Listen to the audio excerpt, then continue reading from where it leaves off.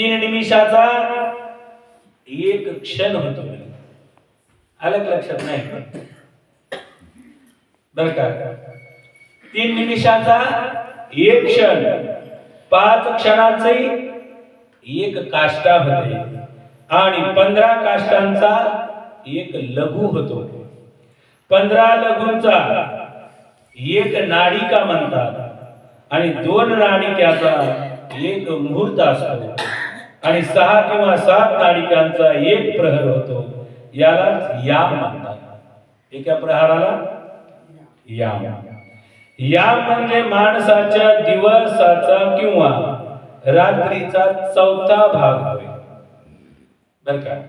12 तासामधला 4था भाग त्याला याम म्हणतात बर का. 6 पल तांब्याचे एक असे भांडे बनवावे की ज्यामध्ये 1 शेर पाणी मावेल आणि 4 मासे सोन्याची 4 बोटे लांबीची सळई बनवून तिने त्या भांड्याच्या बुडाला एक छिद्र पाडून ते भांडे पाण्यात सोडावे.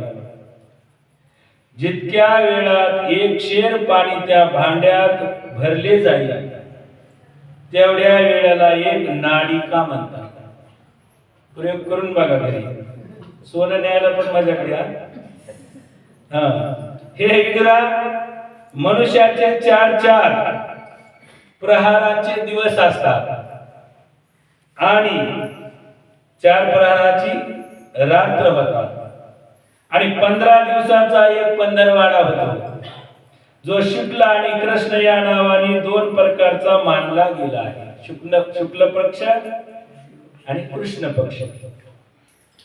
या 2 पक्षांचा मिळून एक महिना होतो जो पितरांचा एक दिवस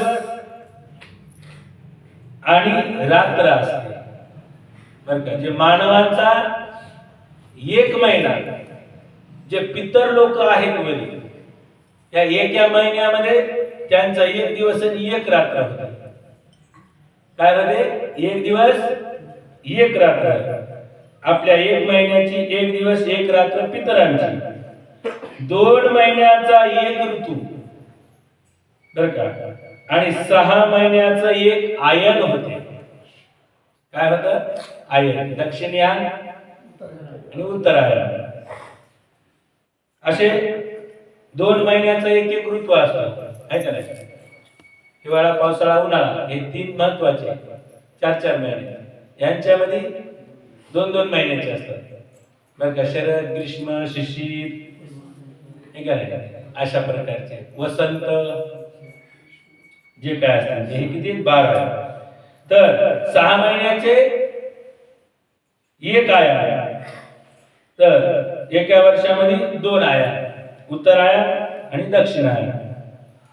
ही दोन्ही आयाने मिळून देवांची 1 दिवस आणि 1 रात्र होते. देवांची जी रात्र आहे 6 महिने आपले बर का. पृथ्वी तलावरच्या लोकांचे 6 महिने जे असतात दक्षिणायन आणि उत्तरायण. दक्षिणायनामध्ये देवांची रात्र असते. काय असते? रात्र असते म्हणजे ते झोपी गेलेले असते. त्यांचे दार बंद असतात. त्यांचा दिवस निघालेला नसतो बर का. म्हणून उत्तरायण सुरू झाले की दिवस देवांचा निघतो. त्यांचे दार उघडतात. म्हणून उत्तरायणामध्ये मृत्यू यायला पाहिजे. दक्षिणायनात आल्यावर 6 महिने तिथंच बसावं लागतं. म्हणून भीष्माचार्यांनी काय केलं? उत्तरायण सुरू होईपर्यंत जीव सोडला नाही. ही दोन्ही आयाने मिळून देवतांची 1 दिवस 1 रात्र. मनुष्य लोकात 12 महिन्याचा 1 वर्ष असे म्हणतात. अशी 100 वर्षे मनुष्याचे अधिकतम आयुष्य सांगितले गेले आहे. असे 100 वर्षाचं मनुष्याचं काय केलं म्हणजे आयुष्य. 12 महिन्याचा 1 वर्ष आणि अशा 100 वर्षाचं मनुष्याचं आयुष्य. चंद्र, ग्रह इत्यादी अश्विन इत्यादी जे नक्षत्र आणि सर्व तारामंडलांचा अधिष्ठाता जो कालस्वरूप भगवान सूर्य नारायण परमाणूपासून, बर का, परमाणू जे आपण पाहिला तो संवत्सरापर्यंत काळात 12 राशी रूप अशा संपूर्ण भवनाला प्रदक्षिणा करीत असतो. परमाणूपासून तर 1 संवत्सरापर्यंत 12 राशी मधून तो प्रदक्षिणा घालीत असतो.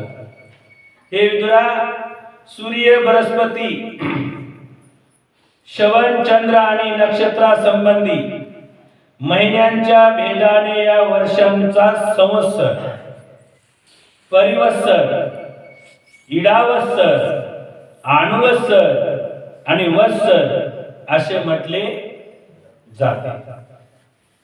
अशी 5 प्रकारची वर्षे करणाऱ्या भगवान सूर्याची आपण पूजा करतो. काय करतो? या 5 प्रकारची जे वर्ष आहेत यांची प्रदक्षिणा करणाऱ्या भगवानांना आपण पूजा करतो. हे सूर्यदेव पंचमहाभूतापैकी तेजाचे स्वरूप आहे आणि आपल्या काल शक्तीने बीजापासून अंकुर उत्पन्न करणाऱ्या शक्तीला अनेक प्रकारे कार्यान्वित करीत असतात. तर का सूर्यदेवांच्या प्रकाशापासून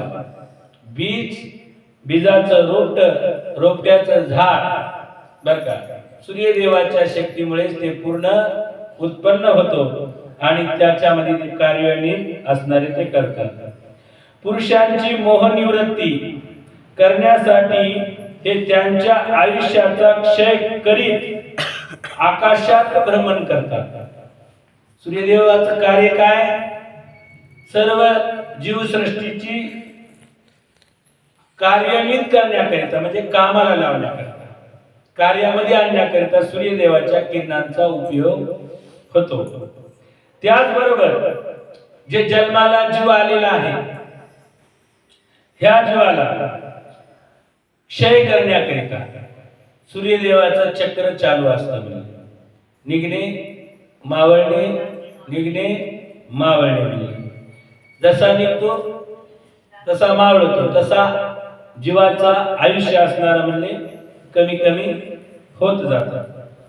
तसेच हे सकाम पुरुषांना यज्ञ इत्यादी कर्मापासून प्राप्त होणारी स्वर्ग इत्यादी मंगलमय फल देतात सूर्यदेव.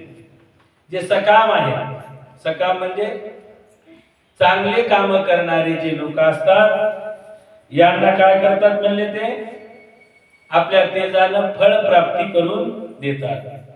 म्हणून बर का, कितीही श्रेष्ठ ऋषी मुनिजन जरी असले, बर का, स्नान झाल्यानंतर देवाला पाणी घालायच्या अगोदर सूर्यदेवाला पाणी घालतात.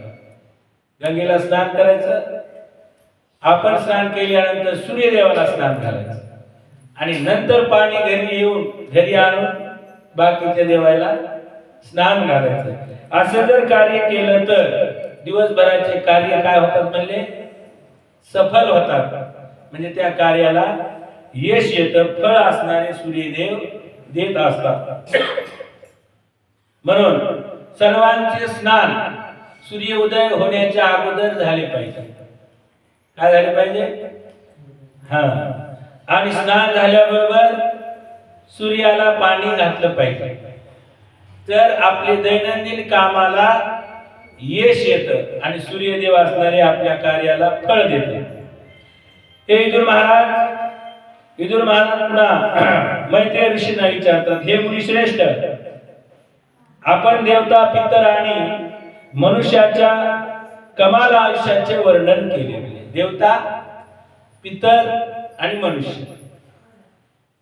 मनुष्याचं आयुष्य 100 वर्ष, पितरांचं आयुष्य आपले जे किती सांगितले, 1 महिन्याची 1 रात्र आणि 1 दिवस. कोणाचा? पितरांचा. तसं संवत्सर असणार हे देवतांचं.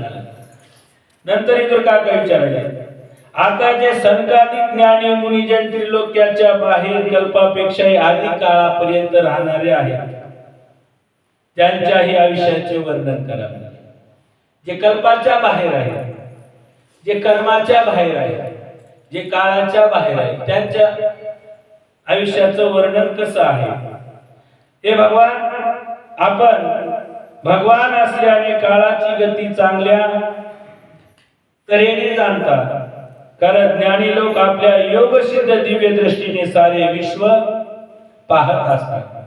तुम्हाला साऱ्या विश्वाची असणारी माहिती आहे, तुम्हाला ज्ञानाची दृष्टी आहे, म्हणून मला काय करा म्हणले, सनकालिक लोकांच्या आयुष्याचं वर्णन सांगा. मन पुन्हा मैत्रेयी सांगतात,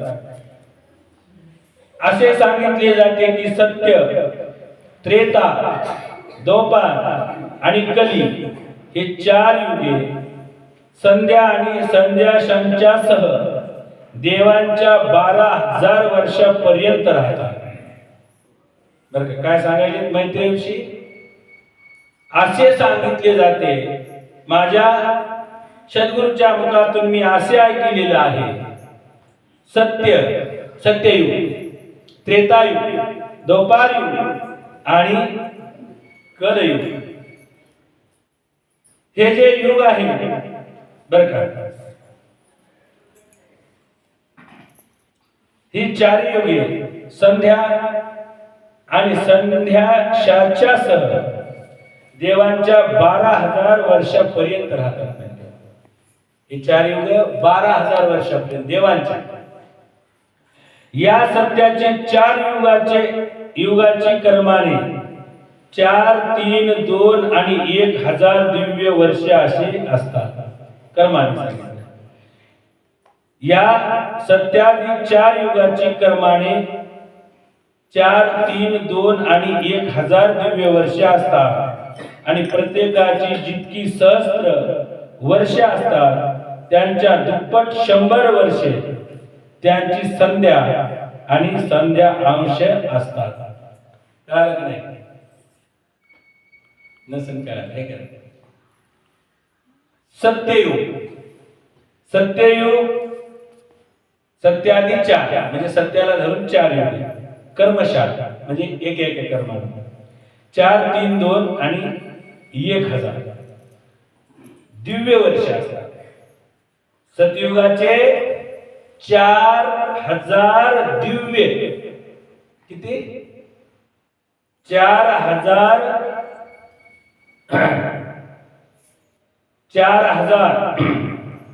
दिव्य वर्ष कोणाचे येतात? सतयुगाचे. त्रेतायुगाचे 3,000 दिव्य वर्ष आणि द्वापारयुगाचे 2,000 दिव्य वर्ष, कलियुगाचे 1,000 दिव्य वर्ष असतात, आणि प्रत्येकाची जितकी सहस्त्र वर्ष असतात प्रत्येकाची. सतयुगाची 4, त्रेतायुगाची 3, द्वापारयुगाची 2 आणि कलियुगाची 1,000 दिव्य वर्ष. बरं का, प्रत्येकाची जितकी सहस्त्र वर्ष असतात त्यांच्या दुप्पट, म्हणजे सतयुगाच्या दुप्पट 8,000 वर्ष, त्रेतायुगाच्या दुप्पट 6,000 दिव्य वर्ष, द्वापारयुगाच्या दुप्पट 4,000 दिव्य वर्ष आणि कलियुगाच्या दुप्पट 2,000 दिव्य वर्ष यांची म्हणजे देवतांची संध्या. कोणाची संध्या? म्हणजे सायंकाळ. दिवस मावळला आणि रात्र झाली नाही, काय आलं का, त्याला म्हणायचं संध्या. त्यांची झाली संध्या. कोणाची झाली? देवांची. दिवस मावळला पण रात्र झाली नाही. हा, जेवढा जे वेळ आहे तेवढा आपला जेवढा वेळ आहे तेवढा सतयुगाच्या दुप्पट 8,000 दिव्य वर्ष त्यांची संध्याच असते. आपले 8,000 दिव्य वर्ष त्यांची काय असते म्हणजे संध्या. दिवस मावळला पण रात्र झाली नाही, काय त्यांचं जेवढं तेवढा जे वेळ आहे, तर आपले किती वर्ष जातात? 8,000 दिव्य वर्ष जातात. आणि संध्या अंश असतात. युगाच्या सुरुवातीला संध्या आणि शेवटी संध्या अंश. आपला युग चालू होते तेव्हा नेट का संध्या झालेली असते त्यांची चालू, आणि संध्या अंश म्हणजे रात्र आता पटकन होणार आहे, पण संध्येचा अंश आहे. अलग लक्षात नाही. दिवस मावळल्यानंतर जो प्रकाश असतो केशरी रंगाचा तो आता नाहीसा होणार आहे, त्याला संध्या अंश म्हणतात. संध्या सुरू झाली आणि संध्येचा शेवटचा जो अंश असतो याची वर्ष गणना शेकड्यांच्याही संख्येने सांगितली गेली आहे. त्यांच्या मधल्या काळात काल व्यत्यय, बर का, काल व्यत्यय म्हणजे काळाची गणना करणारे काय म्हणतात, त्याला युग म्हणतात. काय म्हणतात, युग.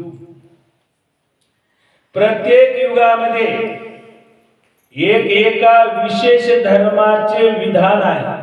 प्रत्येक युगात विशेष धर्माला महत्व असणारे या ठिकाणी दिलेलं आहे.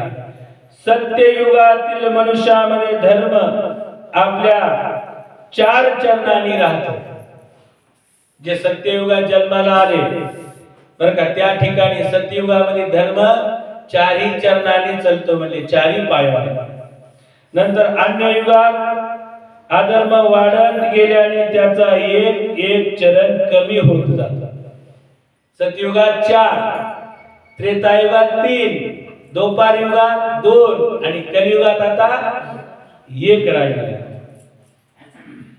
हे प्रिय विदुरा, त्रिलोक्याच्या बाहेर महर लोकापासून ब्रह्मलोकापर्यंत येथील 1000 चतुर्युगाचा 1 दिवस असतो. अलग लक्षात नाही.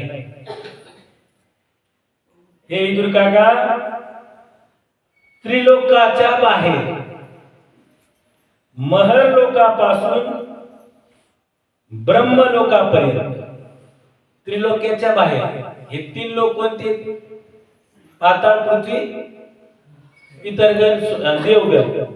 बरं का, हे 3 लोक. यांच्या बाहेर काय आहे, महर लोक. महर्षी लोक, ऋषी जिथे राहतात, महर्षी लोकापासून ब्रह्मलोकापर्यंत. बर का, कुठपर्यंत, फक्त ब्रह्मलोकापर्यंत. बर का, येथील 1000 चतुर्युगाचा 1 दिवस असतो. अलग लक्षात नाही. महर लोक जे आहे, महर्षी लोकांचं आपण विराट पुरुषाच्या शरीरावर लोक पाहिले, 14 लोक, 14 भुवन, 3 लोक, 3 लोक 14 भुवन, 14 भुवन, 3 लोकांमध्ये 14 भुवन आहे. कमरेपासून खाली पाताळ, कमरेच्या नाभीच्या पठारावर पृथ्वी आणि पृथ्वीपासून वर स्वर्ग आहेत 7. है की नाही. ते 3 लोक पडले, 3 भाग पडले देवाचे. बर का, मग ह्या देवलोकापासून वर कोणते, महरलोक आणि ब्रह्मलोकापर्यंत इथं जे लोक राहतात ह्या लोकांच्या चतुर्युगाचा 1 दिवस. महरलोकापासून येतील 1000 चतुर्युग, सत्यलोक, त्रेतालोक, द्वापारलोक आणि कलियुग. बर का, हे काय 4 युग झाले. मग अशा ह्या 4 युग, 1000 युग, 1000 वर्ष, 4 युग मिळून 1000 वर्ष जेव्हा होते तेव्हा महर लोकाची आणि ब्रह्म लोकाची 1 रात्र 1 दिवस होते. अलग लक्षात.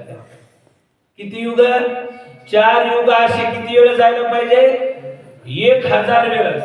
तेव्हा ब्रह्मदेवाचा 1 दिवस 1 रात्र होती. आणि तेवढीच मोठी रात्र ही असते. म्हणजे तेवढ्या काळात 1000 चतुर्युगी ब्रह्मदेवाची रात्र आहे.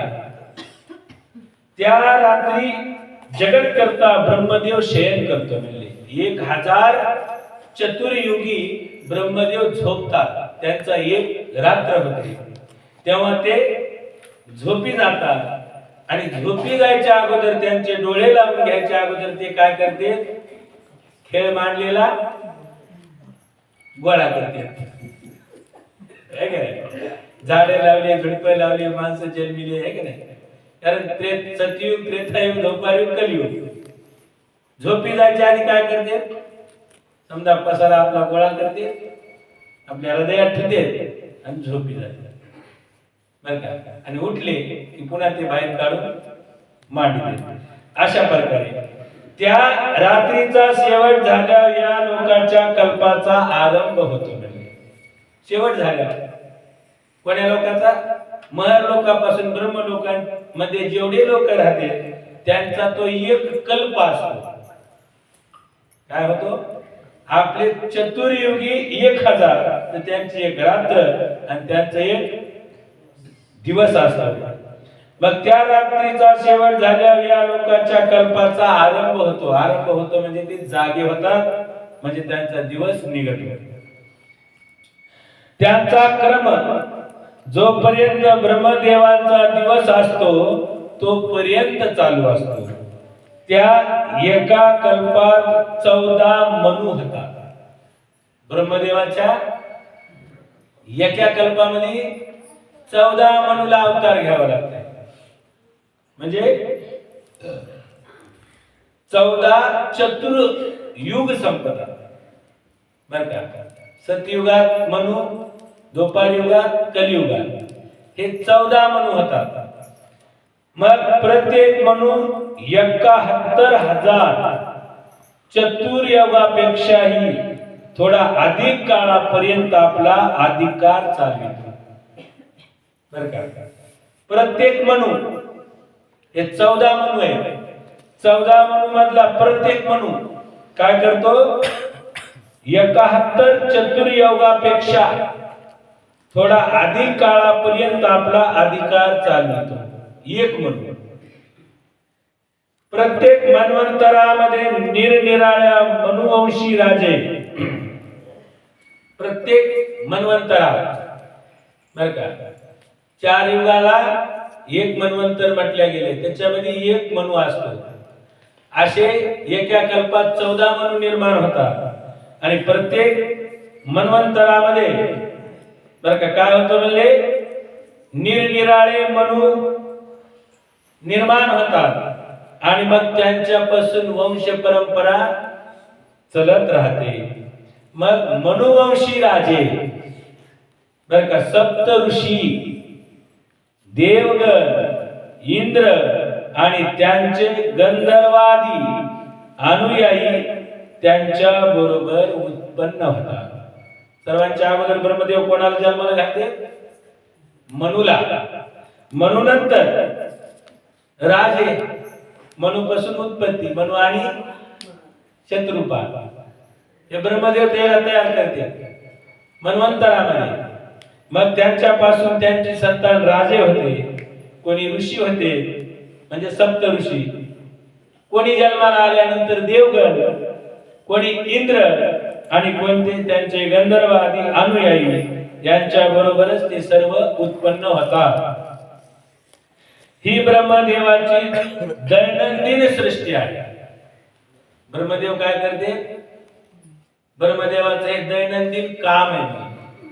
रोज दुकान मांडायचं, रात्र झाली की रोज समेटून घ्यायचं. पण त्यांच्या दैनंदिन सृष्टीमध्ये 71,000 एका मनुचे वर्ष जातात. किती जातात? 71 चतुर्युग एक मनु राज्य करतात. त्या प्रकारे मग ही ब्रह्मदेवाचं एक दिवस पूर्ण होते, एक रात्र आणि एक दिवस. यामध्ये तिन्ही लोकांची रचना होते. नंतर मग त्यामध्ये आपल्या कर्मानुसार पशु, पक्षी, मनुष्य, पितर, देवताची उत्पत्ती होते. भगवान या मन्वंतरामध्ये सत्वगुणाच्या आश्रयाने आपल्या मनु इत्यादी रूपाने पुरुषावर प्रगट करून, पुरुषाकार प्रगट करून या विश्वाचे पालन करतात. आणि मनु प्रकट झाल्यानंतर स्वतः भगवान त्याच्याच वंशामध्ये पुन्हा भगवंत अवतार घेत राहतात. पुन्हा इंद्र तयार होतो, पुन्हा सप्त ऋषी जन्माला येतात, सप्तऋषीपासून पुन्हा सर्व सृष्टी निर्माण होते. कालकर्मानुसार जेव्हा ब्रह्मदेवाचा दिवस संपतो तेव्हा तमगुणाचा आश्रय करून आपले सृष्टी रचना रूप कार्य स्थगित करून सर्व आपल्यात लीन करून स्वस्थ राहतो. आपल्यामध्ये ब्रह्मदेव समटून घेतो आणि निद्रा करतो. जेव्हा सूर्य आणि चंद्र रहित अशी प्रलय यात्रा होते तेव्हा भू, भवा आणि स्वहा असे तिन्ही लोक त्या ब्रह्मदेवाच्या शरीरात लीन होऊन जातात. त्यावेळी शेषाच्या मुखातून निघालेल्या अग्निरूप भगवंताच्या शक्तीने तिन्ही लोक जळून जातात रात्र झाल्या. म्हणून त्या तापाने व्याकुळ होऊन भृगु आदी ऋषी महर लोकात जनलोकातून जातात. जनलोकातून असतात महर्षी भृगु बर का. मग इथून आपल्या तत्वाच्या योगावर ताकदीवर ते कुठे जातात? तपोलोकात किंवा महर लोकात जातात. इतक्या प्रलया कालाच्या प्रचंड तुफानामुळे सातही समुद्र उचंबळून येतात आणि आपल्या उसळत्या उतंग लाटांनी त्रिलोक्ये बुडवून टाकतात. त्यावेळी त्याला जलाशयात शेषशाही भगवान योग निद्रेने डोळे झाकून घेऊन शयन करीत असतात. तेव्हा जनलोकात निवास करणारे मुनिगण त्यांची स्तुती करतात. बर का. भगवंताला म्हणतात देवा आता डोळे उघडा, आरती करायची वेळ झाली. काय करायचं? कोण म्हणतात? कृती तलावरचे लोक डोळे उघडा म्हणते. कारण रात्र झाली ब्रह्मदेवाची आणि त्या रात्रीमध्ये शेषाच्या मुखातून ज्वाळा निघाल्या. 7 समुद्र हेलकावे खायले बर का. 12 आदित्य निर्माण झाले आणि ज्वाळाचा अग्निवर्षा होत आहे. मग यामध्ये फक्त तपस्वी आणि भगवंत प्रेमी लोक जिवंत राहतात. स्वतःच्या सामर्थ्यावर भगवंताच्या सामर्थ्यावर महर लोकात जाऊन भगवंता जे झोपलेले आहेत बर का त्यांना ते जागे करतात आणि देवा आम्हाला वाचवा म्हणतात. अशी असणारी प्रार्थना या ठिकाणी सर्व ऋषीगण करीत असतात. राहिलेला जो उर्वरित भाग आहे तो उद्या घेऊ. झालेली सेवा श्रीकृष्ण अर्पण नमस्तु. सद्गुरु चरणी असणारी अर्पण. गोपाल कृष्ण भगवान